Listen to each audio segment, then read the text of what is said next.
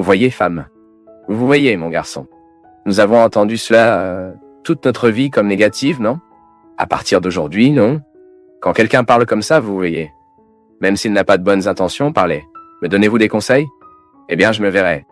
Je vais me regarder. Je saurai qui je suis. Je saurai que Dieu vit en moi et ne m'abandonne pas, et que ce sera avec moi jusqu'à la fin. Faites un miracle en moi en me réveillant la puissance de Dieu en moi. Se réveiller la puissance de Dieu en vous.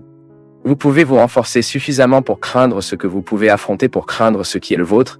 C'est pour vivre, c'est pour résoudre, c'est pour résoudre, c'est pour vivre. Le Dieu du choc nous met debout. Aucun mal ne peut ne rien faire pour vous si vous n'ouvrez pas les lacunes. Comment avons-nous dit? Quand le diable commence-t-il à avoir accès à nous? Lorsque nous cessons de nous respecter, lorsque nous cessons de nous aimer nous-mêmes. Le bouclier que Dieu fait en nous est la foi, c'est la conscience que vous avez. Le diable, comme l'a dit saint Augustin, est un chien en colère qui aboie jour et nuit, mais qui est lié. Ce que vous devez faire, c'est ne pas l'aborder. Il est un signe minimum que quelque chose peut être mauvais dans votre vie, peut vider votre énergie, peut drainer votre force. Coupez-vous de la force de l'esprit en vous. L'esprit se prête pour vous. Il a du mal pour vous et devient de plus en plus en forme et ajusté à vos batailles. Tout a donné le nom de chaque nom. Jésus, n'arrêtez jamais de vous battre. Plus de découragement. Chopanémia. Espoir dans nos cœurs. V. Et beaucoup d'amour pour nous pour surmonter ce qui doit être surmonté. Il était une fois, et c'est presque là, que nous vivons un moment où nous avons perdu beaucoup de gens qui s'aiment. Et maintenant, ce que nous voulons le moins, c'est perdre du temps avec ceux que nous avons. Le temps aux côtés des gens que nous aimons devient l'éternité. Prudent, partenaire, ce train de vie. Quand nous imaginons le moins, il est temps de partir. Mais même si nous ne le ferons pas, nous allons nous voir. Qui d'autre avez-vous pardonné dans la vie? Certainement qui vous avez le plus aimé. Vous n'avez pas besoin de dire un autre mot. Tu me fais un câlin. Restez de la porte. C'est la musique que j'aimais chanter pour ma mère. J'ai eu le grand plaisir de m'allonger sur ses genoux et de le chanter. La pandémie emmenait tant de gens que nous aimions et la seule façon de rendre justice à ce défi qui est de perdre qui nous aimons, c'est que nous aimons encore plus ceux que nous avons encore plus ceux que nous avons encore, parce que la résurrection est que nous nous transformons en un désir, en capacité aimer que nous ne termine jamais, mais quelque chose. Et de toute façon, nous parlez. Je ne me souviens plus, non. Ensuite, la rancune qui est sur le côté. Oh, je me souviens. Non, nous voulons oublier. Parce que nous nous aimons. La plus grande richesse que nous puissions avoir dans la vie est d'aimer et d'être aimé. Le reste, nous trouvons un moyen. Mais quand nous manquons d'amour, nous ne pouvons même pas comprendre qui nous sommes. L'amour est que cela nous éduque, cela nous fait atteindre le meilleur d'entre nous et faire de l'autre pour atteindre le meilleur de soi. Vous savez que l'une des choses que je remercie Dieu le plus, c'est à chaque fois que j'identifie que quelqu'un a accès à l'autorité affective pour éduquer ce que je ressens. Ça arrive. Tout au long de notre vie, nous trouverons les gens qui éduqueront qui nous sommes. Parce que tout en nous devait être éduqué. Nous sommes nés, nous venons dans ce monde déterminé par l'égoïsme de notre état. C'est inévitable. Vous ne pouvez jamais vous attendre à une solidarité d'un nouveau-né.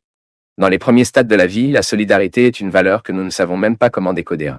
Nous tournons autour de nos besoins. C'est normal, c'est un processus normatif. Il n'y a pas de problème. Nous devons attendre la maturité du cerveau pour enseigner les concepts. Mais un jour, quand vous avez commencé à avoir la première compréhension, que votre mère est fatiguée, que vous n'avez aucun problème à vous attendre un peu, ne pleure pas, car ta mère arrive déjà.